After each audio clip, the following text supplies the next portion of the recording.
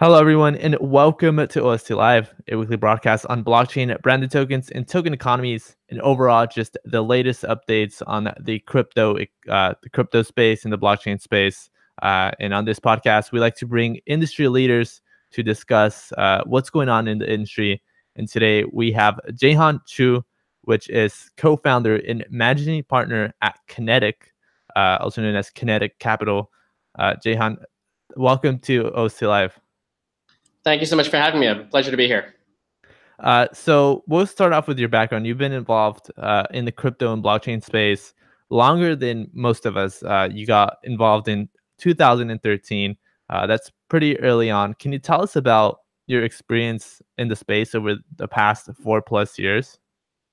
Sure, I'd be happy to. My entry into the blockchain, I guess the Bitcoin space, as kind of we called it back then, was kind of sideways. I mean, I started off as a front-end developer back in kind of the first .com boom in New York. So I kind of cut my teeth working at a startup after learning how to code HTML in college. And then I was working in the art world for Sotheby's, the auction house. And during that time, they moved me out to Hong Kong, and I kind of left the tech world and left Sotheby's to become an art dealer.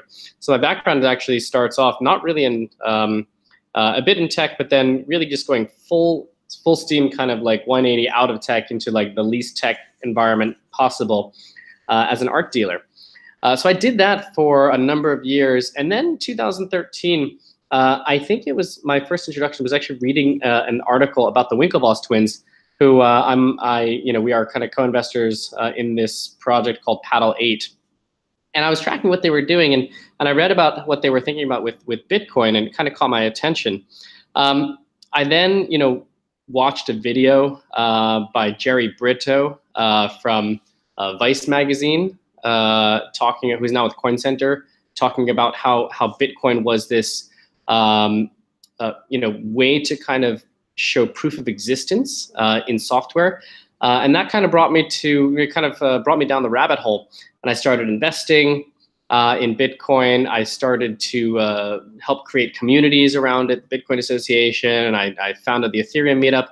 And really, that just kind of pulled me in until I couldn't stand it anymore, and I had to go full time. And that's kind of where Kenetic came from about 2 years ago.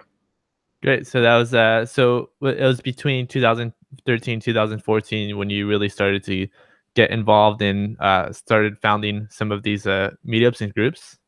Yeah, 2014 January was when myself and people like Arthur Hayes, who was the founder of BitMEX, and Aurélien Manant, who was the founder of Gatecoin, and Leo Weiss, he's our Bitcoin Association president, and like Larry Celebra, who's now doing great things over at Blockstack.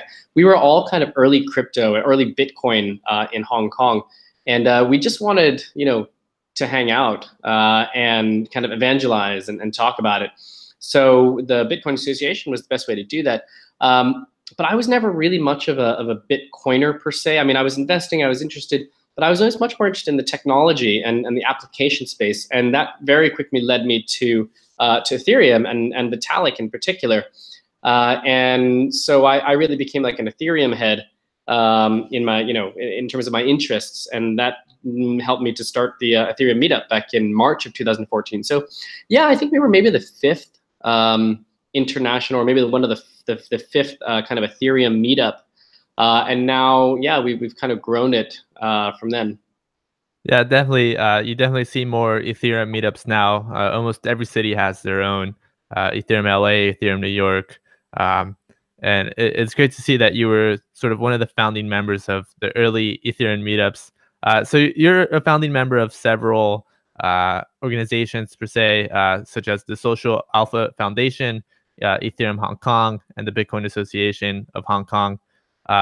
Let's walk through each one just to describe them. So you already mentioned Ethereum Hong Kong, and you actually had Vitalik Buterin, which is the creator of Ethereum, speak at your meetups not just once, but 7 times. So what were some of the things that he covered while at your meetups?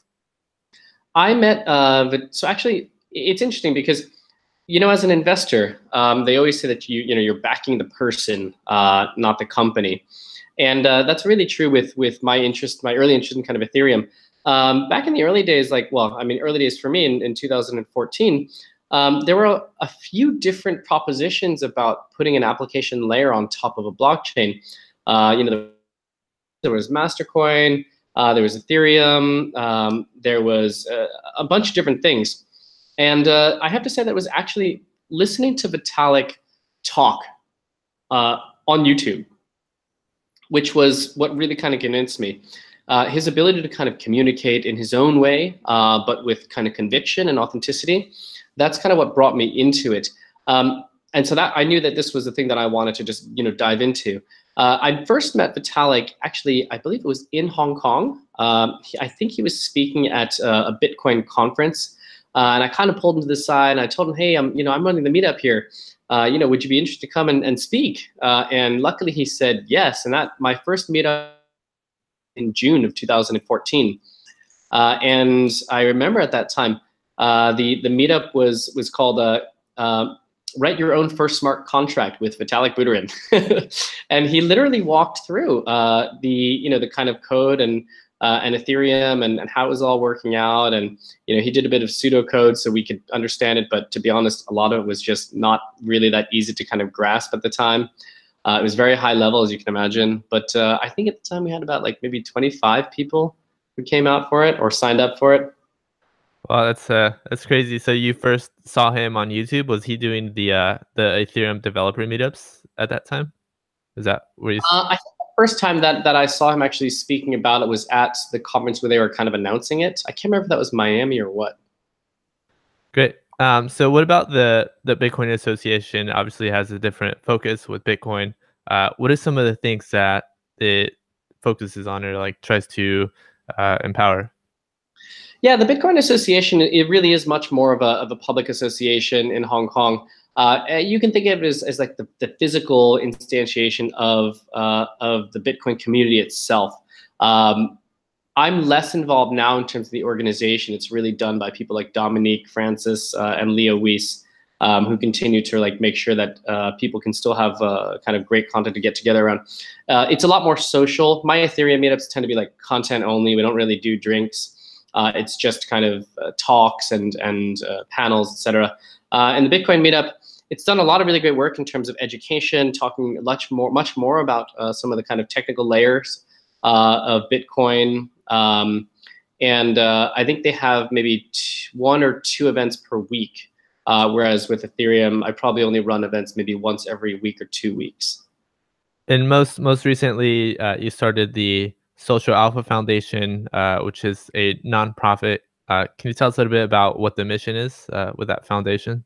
Sure. So Social Alpha Foundation it was actually started by my wife, Nydia Zhang, and myself. So she's actually the chairperson, and I'm full-time at Kenetic. So Nydia is really the kind of both the face and the spirit, and the kind of driver behind Social Alpha. The mission of Social Alpha really comes out of our own experiences, my own experiences in crypto. I was fortunate enough to be early in the space. I was fortunate enough to kind of benefit from the rise in the industry and the price, of course. And really what we were looking at was trying to find a way to kind of give back. I sit on the board of Parasite Art Space and Design Trust, which are local not-for-profit organizations in Hong Kong dedicated to arts and culture and research and architecture and design. And from that, we learned a lot about philanthropy and how important it is to support kind of public good through organizations. And we were thinking that, we're long the space, we're long crypto, we're long Bitcoin, we're long the technology, and we want to build up a good ecosystem. But there was very little philanthropy in the space and very little kind of culture around this idea of giving back. And we just wanted to start it. We were lucky that we had a bit of experience doing it already. And literally, I just copied Design Trust's model, and we started off in crypto. So the mission of Social Alpha is basically twofold. One is to provide support in the form of financing, no strings grants to products that are using blockchain for social impact, specifically in the areas of education, public health, and environment. We also give grants for fundamental blockchain research. But what we really try to do with that is influence blockchain researchers to consider the endpoints of blockchain and social impact through that lens. So we do that, but then really what we're trying to do is recruit this generation of value creators. You know, they're really this the blockchain generation, the ones who are building great companies and who are reshaping the way that kind of society and government and industry and technology all kind of marry together, and who are, you know, making a lot of money doing it, and get them to give back early. So really the idea is to kind of infect this generation of value creators with the DNA of philanthropy. And if we can do that, then the returns will be, you know, enormously outsized. Because if, you know, in 1995, the internet generation of founders had started to consider philanthropy and build it into their culture the same way that you know, other areas have done so, there would be so much kind of more impact that would have been generated along the way. And I think that philanthropy and giving back and, you know, sustainability of kind of society should be as much part of our blockchain and crypto culture as like Moon and, you know, kind of Lambos and all these memes. Great. Yeah, it's great to see that you're sort of starting up this cause with Social Alpha Foundation. And for the listeners that want to check it out, because it have grants or some research projects, for the listeners, I'll link down those 3 organizations down below if you want to check it out. And now as we segue into today's discussion of growing blockchain projects and token investment due diligence, you founded Kenetic Capital. So could you tell us a little bit about what Kenetic Capital is? Sure. So we actually rebranded ourselves to just Kenetic. We found that Kenetic Capital was a bit too limiting, especially in terms of where we think we are going as kind of actors in the space. So we're just Kenetic now. You know, it was like the Facebook moment when they dropped the. So we're just Kenetic, and Kenetic, we describe Kenetic as a institutional platform for blockchain and crypto. We are looking at the entire stack of blockchain and trying to add value to the founders, to the technologists, through a few different ways, through investing, through education, through community, through advisory, and, you know, also through some of the kind of the financial aspects in particular. Now, our DNA, you know, being in Hong Kong, it's like one of the, if not the most important financial center of Asia. Historically, kind of like trading and stock market is, and even historically, Hong Kong has always been a trading port. So the kind of commerce and trade is really part of our DNA. Now, we wanted to kind of be a team and construct a team which was focused much more on the financial side of blockchain. And our senior management is made up of, you know, some of the region's kind of most senior veterans in institutional finance. So Daniel Weinberg is my CEO, and you know, he comes from a long 20-year history at Optiver, one of the world's leading kind of market makers and high frequency trading with derivatives, et cetera. And my COO is Dave Wills, who was the head of trade operations for one of the largest hedge funds in the region called OXIF. So they bring an enormous experience, a traditional world experience, but also at the same time this openness and this willingness to kind of throw away a lot of the kind of baggage of the legacy financial industry and take on blockchain and really be part of the disruption. So we take all of this and we try to do things like invest and build technology and, you know, advise startups in terms of how we think that they can, you know, better operate both from a financial standpoint as well as from a business standpoint. Can you tell us a little bit about how Kenetic compares to some of the other firms out there, such as Blockchain and Pantera Capital?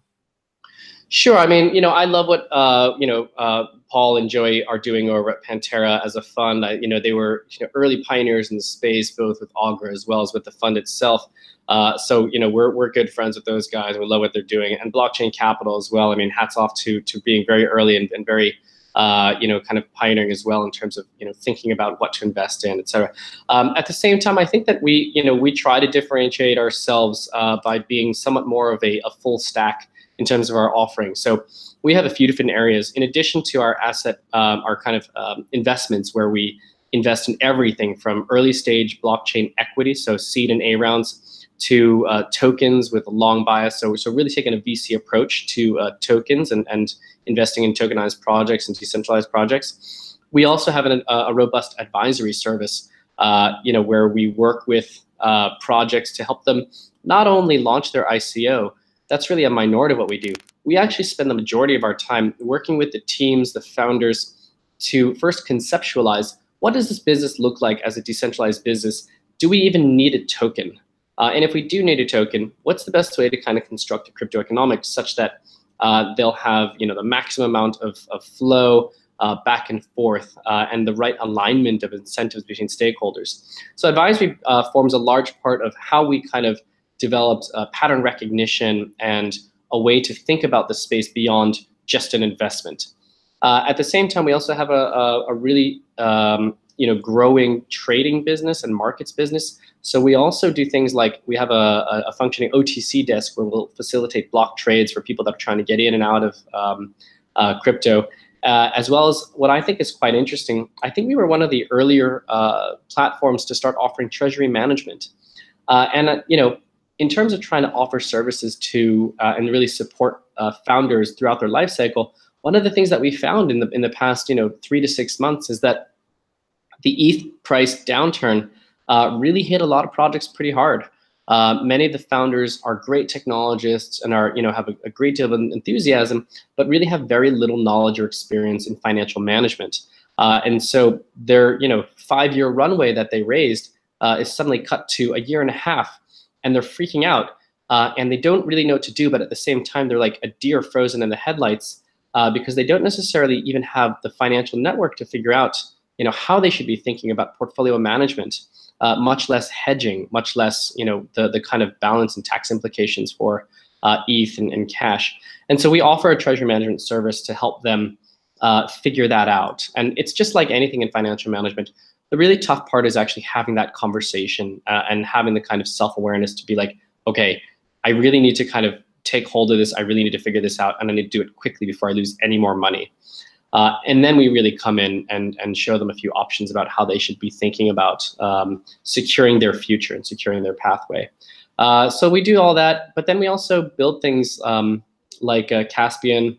So we actually do create products, and Caspian is more of a trading interface that connects to all exchanges. You might have seen that we have a partnership with Coinbase and Gemini and BitMEX. But then we also love doing events. So we did a 700-person event focused on non-fungible tokens in Hong Kong called Nifty in conjunction with Decentraland, our great partners. So we're a bit multifaceted. Maybe we have a bit of a kind of entrepreneur's ADD, but there's just a lot of stuff that we're interested in, a lot of things that we're doing, and we're super interested in security tokens right now, and we're trying to build that out too. So that looks like a next step for us. Great. So you have a full stack beyond just investment, and you do both early stage projects as well as some established ones out there. So can you tell us a little bit about what you look for in either a token or project when you guys invest in it? Are there sort of these 3 or 5 key things that a project must have? Yeah, absolutely. I mean, it goes without saying that having a great team is the most important thing of all. And we've invested in over 100 projects, pre-sale ICO projects, over the past 1.5 years or so. And the one thing, and not all of them are surviving, not all of them are working, and some of them are working amazingly. And by far and away, the most important factor is the founder or founders themselves. What experience do they have? What have they gone through? What have they achieved? What have they done after they've failed previously? What types of kind of differentiating expertise do they have? How are they able to kind of interact and build and manage teams? So really, the human element of investment of investing as a factor is the most important.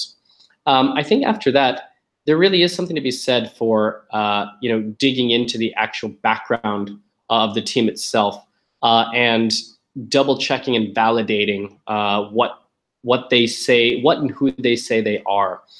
Again, because if you're really betting on the team, then you really need to kind of dig in and make sure that what you're seeing, what you're getting is what they're showing.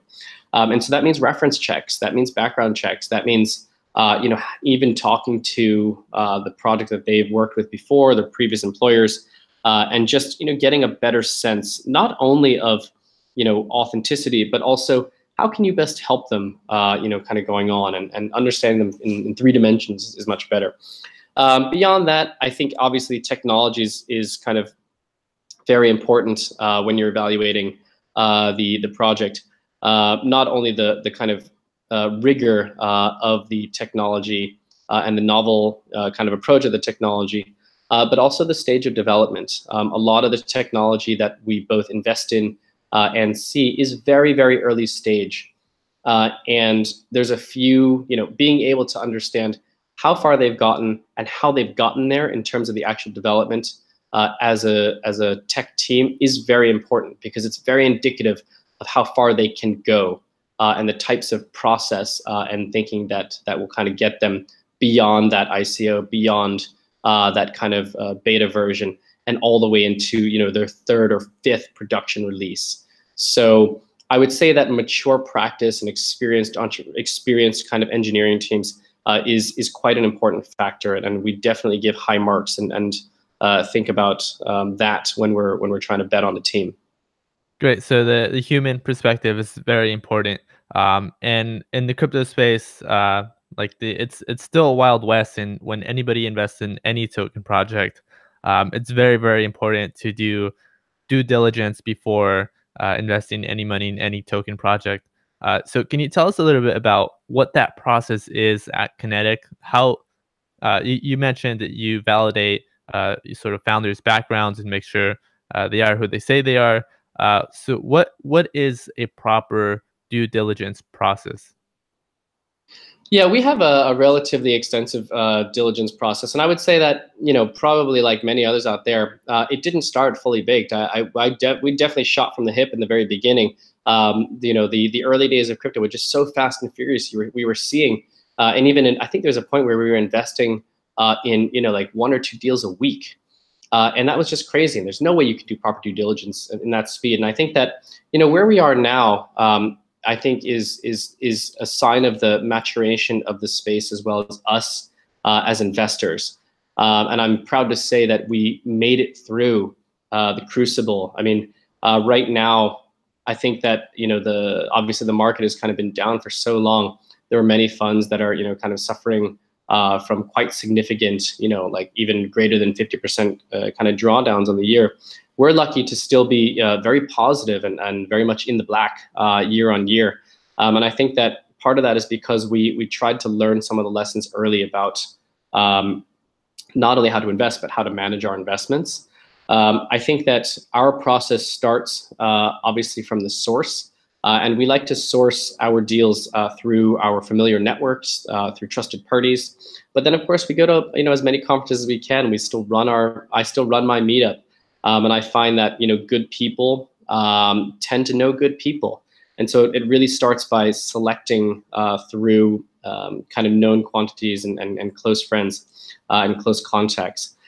From there, it goes through a filtering process from our analysts who do the kind of initial sweep and initial kind of background checks, reading through the white papers, reading through all the documentation, doing all the easy kind of Google searches. And if it passes that, then we go for a phone interview or a Skype interview or a face-to-face interview with our analysts if they happen to be in Hong Kong or we happen to be there. And then after that point, if it's escalated, then we'll write up kind of an early memo recommending that we take a deeper look. And typically that's when I'll get involved and really kind of dig in as well. So we have a multi-stage kind of process, and it all kind of culminates with an investment committee made up myself and a few of my partners and other parties. Obviously the technical due diligence is happening in parallel. And if all goes well and the investment committee approves of it, then we'll execute the investment.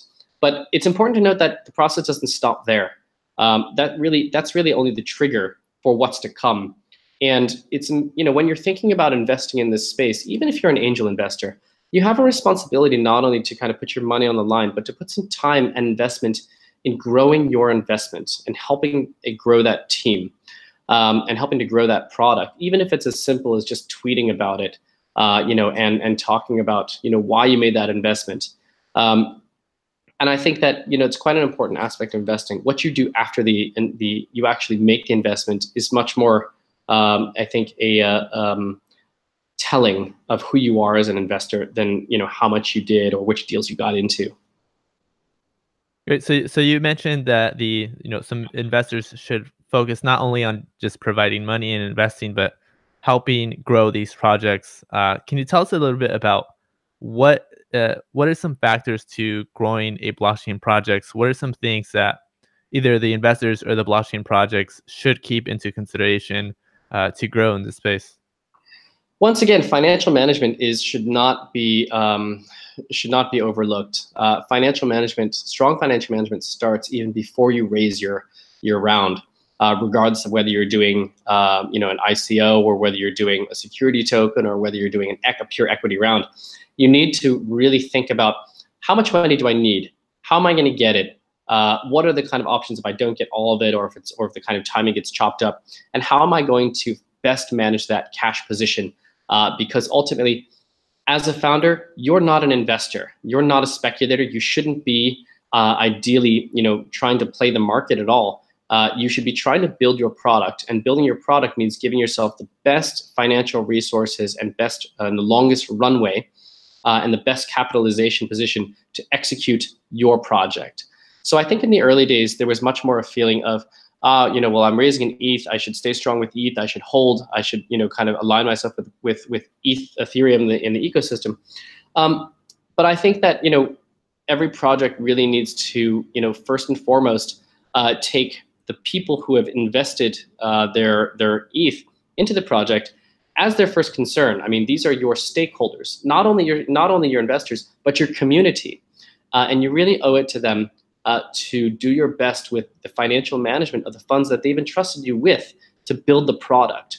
They didn't give you the money so that you could speculate on different kind of positions. And we've seen projects that are have their own funds now, and that kind of stuff. I think it's challenging to kind of figure out. When I think a lot of times what we really want is to see the founders doing better at building the core technology. Now, I think that what founders really need to also focus on is adoption. Another one of the kind of lessons that we've seen with kind of the washout of so many projects and the washout of the market is that the market fundamentally doesn't believe that there is utility in the decentralized ecosystem today. And I would think that's unfortunately largely true. We haven't seen widespread application adoption. We haven't seen users kind of flocking to decentralized systems as actual users and being able to harvest value. And that's because we haven't been good. I mean, part of it's because it's early. Part of it's because we haven't been good at actually, driving adoption and getting real use. And that's where I think that, when you're starting to think about building your project, think about how it's actually going to be used. Think about how to, emphasize getting that kind of that driving those kind of real use cases earlier, rather than kind of speculating on, well, eventually the world will turn into this kind of decentralized system, and that's when we're really going to shine. You have to build traction early, and that means utility, and that means adoption. So what do you think, since we're on the topic of adoption, what do you think it'll take for not only just one project, but for just the industry in total, entirely to be able to bring on mainstream adoption? When do you see a timeline of when we'll really start to see blockchain and crypto pick up and being adopted by mainstream users? I think that it should happen, sometime. I would hope in the latter half of 2019. I think obviously one of the biggest challenges in the space is scalability. Scalability scares off a lot of the larger enterprise and the larger companies who actually have robust kind of user bases and ecosystems. And I think that OSL is one of the OST is one of the best kind of examples of this, where they were really smart to kind of partner and even invest in platforms with real users and work out that the quickest way to drive adoption was to directly invest or directly partner with those who have large communities, like Unsplash. I thought that was a really brilliant move, by Jason and the team to kind of go directly to that and provide value to an existing community. I think once we have kind of scalability more sorted out and usable, then we're going to see a lot more of those types of examples and kind of larger players who are going to come into the space and who can drive adoption very directly, simply by turning on their communities to their blockchain application. Great. And so OST is part of Kenetic's portfolio. It's on the website. Can you tell us a little bit about why, like what made OST stand out for Kenetic, either for you or from the team? Yeah, you know what? I hate to keep repeating myself, but it really goes back to the team itself. I mean, Jason historically is an incredible founder. He has just incredible charisma to kind of get great people to work with him and build great things. I think that the platform that OST is built makes a lot of sense in terms of serving the needs of the kind of near-term community of developers, e-commerce, and the first generation, I think, of those who will convert over from quote-unquote traditional internet to decentralized internet into blockchain applications. So I would say that it was definitely Jason, his experience, his network, the fact that he was already well-versed in kind of internet and the Bay Area kind of circles. So I think that was really what first caught our attention. And then after that, it was just, Jason is an incredible grinder. Like, he really works. He puts in so much effort and heart and thought into all aspects. He's just so thorough as a founder that gave us a lot of kind of confidence. And so we were lucky to actually. OST was actually, when it was called Simple Token, that was actually one of our first advisory projects, and we learned just as much from Jason as I hope he learned from us about the blockchain space and going through the process of an ICO. So it was a real pleasure and a privilege to work alongside him. Great, and it's also we appreciate your kind words here in working with Kenetic, and so going back to a question that I wanted to ask is, what trends have you seen over the past 4 years? So everybody knows that 2017 was a big year, and now we're seeing sort of a downturn in the market. Are you sort of seeing a reoccurring pattern from previous years? What have you noticed in the industry over the past 4+ years? I'm not sure if I'm seeing so many kind of patterns repeat themselves.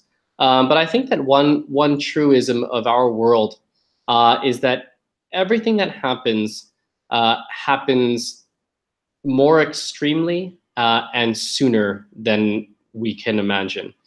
So, earlier this year, we saw that Goldman had started their trading desk. That to me is just crazy. I can't believe that, a major institution like Goldman, not only was willing to come out of the closet, so to speak, and go crypto in such a public way, but I can't believe they did it so soon. And then you had, the CBOE with their futures. So you have all these institutions that are just coming out and saying, we believe in crypto.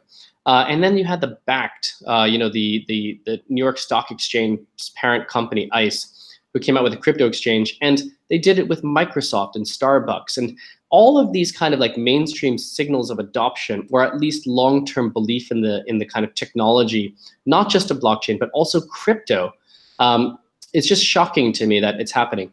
And now, we started looking at and investing in the infrastructure of security tokens about a year ago.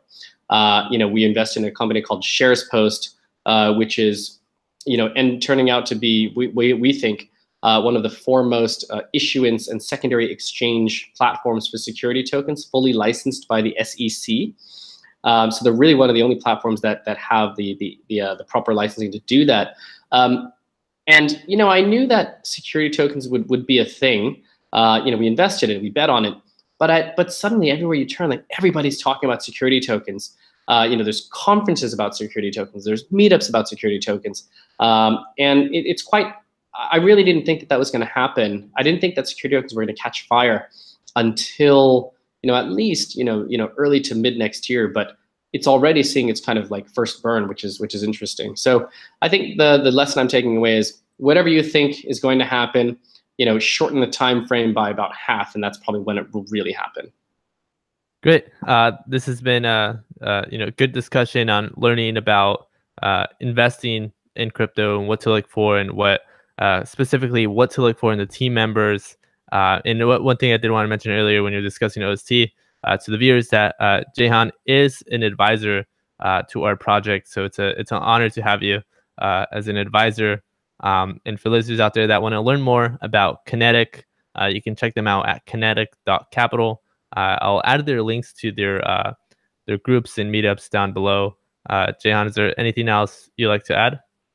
Yeah, it's just been again the pleasure of working with you guys is all mine. So I really thank you for that, and as always, big supporter and big fan of everything you're doing. So thank you. Great, and thanks to all the live viewers for watching now. And yeah, we'll see you guys next week on Wednesday. We'll be having our next OSC live with Ocean Protocol and the founder Trent of Ocean Protocol. So stay tuned. We'll see you guys next time.